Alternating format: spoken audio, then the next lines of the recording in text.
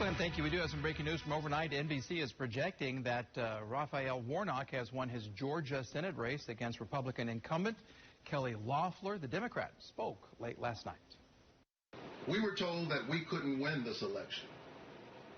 But tonight, we proved that with hope, hard work, and the people by our side, anything is possible.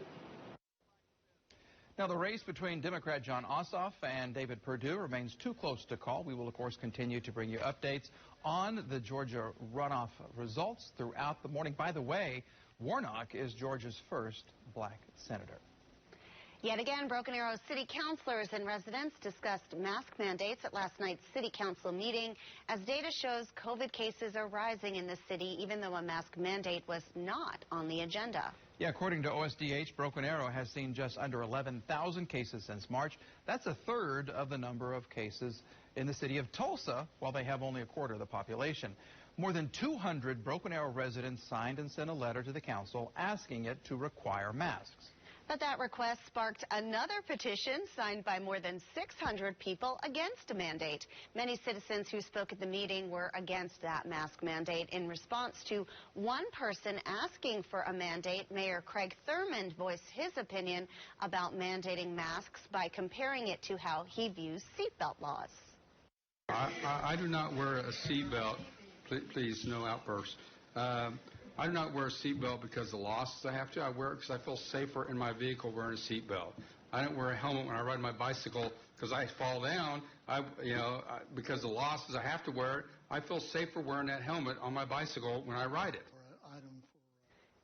Councilor Johnny Parks asked the council to vote on a mask mandate at a future meeting. The council also discussed moving that meeting to a larger venue to make social distancing easier and make more people comfortable to come and speak. We will let you know when and where that meeting will be held.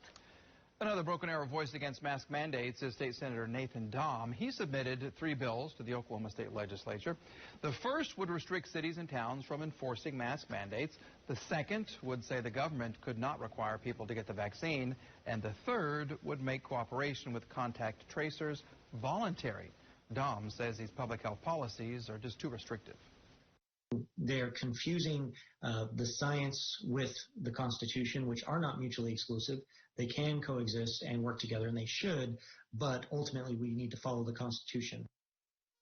Taking a look now at the latest COVID-19 numbers in Oklahoma, just under 1,500 Oklahomans have tested positive for the virus, bringing the state's total since last March to more than 308,000 cases. The state's Department of Health also reported 19 people have died. The state has lost 2,571 people to COVID-19. And more than 63,000 Oklahomans have gotten their first dose of the COVID-19 vaccine. This according to the CDC COVID tracker. The OSDH says they'll be launching a vaccine registration portal tomorrow. We have a silver alert that we need to tell you about this morning. Muskogee Police Department is looking for 75-year-old Harry Esanason. You can see him right here. According to the alert, he was last seen about 8 a.m. on Monday, and he is in imminent danger. They tell us that he suffers from dementia. He doesn't have his medication right now. So if you do have any information about him, please contact the Muskogee Police Department. Meanwhile, Oklahomans are heading to D.C. today to protest the Electoral College certification, something Senator James Lankford, Representatives Mark Wayne Mullen, and Kevin Hern intend to do officially. The Oklahoma lawmakers plan to vote to contest the Electoral College votes that declare Joe Biden the winner of the presidential election. One Oklahoman who made the journey agrees.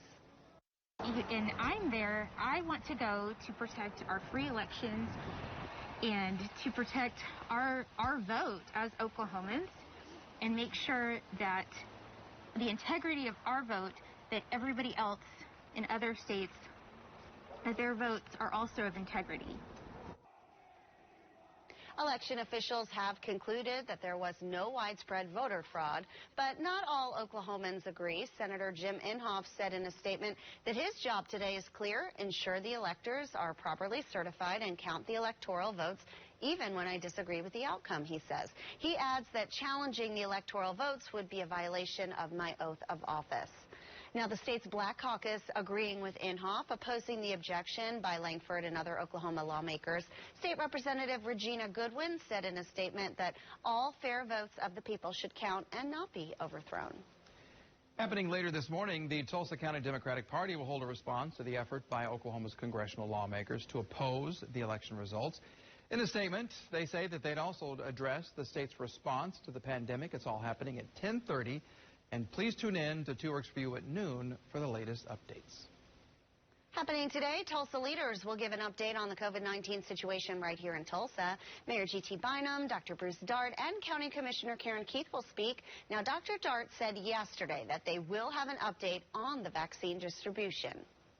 It's our hope to be able to announce that tomorrow, set the link up Thursday morning, and start scheduling for next week. And you can watch that right here on 2 Works for You at noon or streaming again on our Facebook page and app. A Sapulpa police officer and his family are living in a hotel after their house burned down just a few days ago. Last Sunday, Stephen Zamudio was at home watching television. His family was visiting other family. Well, sometime after midnight, this trained first responder was dealing with an emergency in his own house. And like smoke, there's, the glow. I know what this is. I've heard fire, and just started doing everything I could to start getting pictures and trying to do what I could to save whatever I could. Well, eventually the flames became just too much. Stephen had to run out of the house. He wasn't injured, but the home was completely destroyed. In this morning's Problem Solvers, Christmas is in the rear-view mirror, but some people are still waiting for their mailed presents to make it to their destination. 2 Works for You's Aaron Conrad shares one woman's story and what the Postal Service is doing about the problem. Super Bowl 56 has some tickets stashed away for some lucky blood donors. The American Red Cross and the National Football League are teaming up to urge individuals, especially those who have recovered from COVID-19, to give blood and help tackle the nationwide shortage of convalescent plasma. More donors are needed to help hospital patients. The need for blood doesn't pause for holidays, for game days, even for a pandemic.